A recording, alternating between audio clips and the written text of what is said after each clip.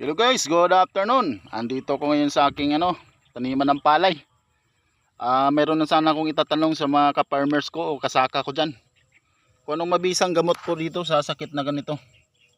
Namumula po yung ating tanim na palay. Tapos mayroon pong pintok-pintok na kulay itim sa kanyang dahon.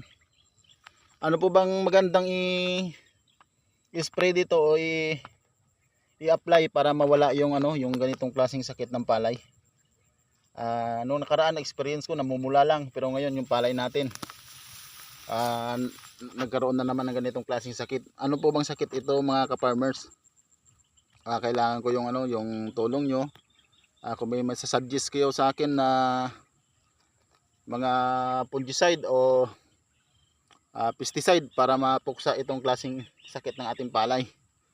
Bali 45 days na tong aking palay, pero ganito yung kanyang sitwasyon ngayon.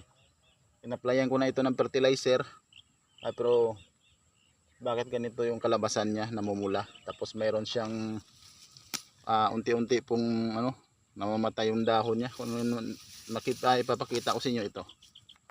Ganito po yung sistema ng ating palay. Kaya sa mga kasaka ko dyan o ka-farmers ko dyan na expert sa pagdating sa ganitong klaseng sakit ng palay, please naman tulungan nyo naman po si Jeep Channel na masolusyonan ko yung sakit ng aking palay. Andito po ako ngayon, binisita ko yung aking palay at ito yung aking bumungad sa akin. Kaya mga ka-farmers dyan, please lang tulungan nyo naman ako. I-comment nyo lang sa comment section natin para mabasa ko yung mga suggestion no, para makatulong din sa akin, para maagapan ko itong sakit ng aking palay. Bago ko tapusin itong aking video mga kasaka, nais ko pong humingi sa inyo ng tulong sa pamamagitan ng pag-subscribe, pag-like, pag-share ng ating mga videos para maging aware din yung iba sa ganitong klaseng sakit ng ating palay. Kaya pasalamatan ko kayo kung sakaling matulungan nyo ako sa ganitong klaseng uri ng sakit ng aking palay. Ito lang po inaasahan ko yung aking palayan. Kaya sa mga panood nitong aking video, please lang paki-share nyo naman, paki-like, at huwag nyo kalimutan i-subscribe at hit ang notification bell natin para maging updated kayo sa mga susunod na videos na aking i-upload.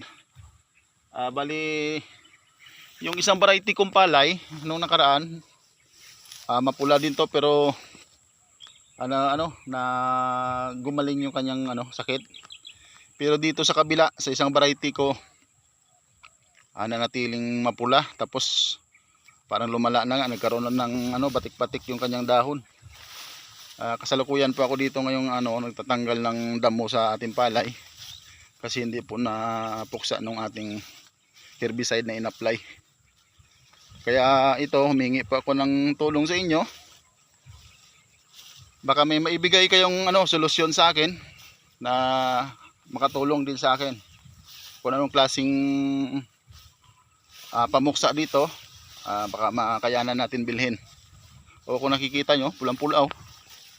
Ayan, papakita ko sa inyo, sobrang pula yung palay natin. Kaya guys, hanggang dito na lang. Antayin ko yung mga sagot nyo. Isang magandang hapon sa inyo ulit. Ako si Jeep Channel, at God bless sa inyo guys. Bye bye.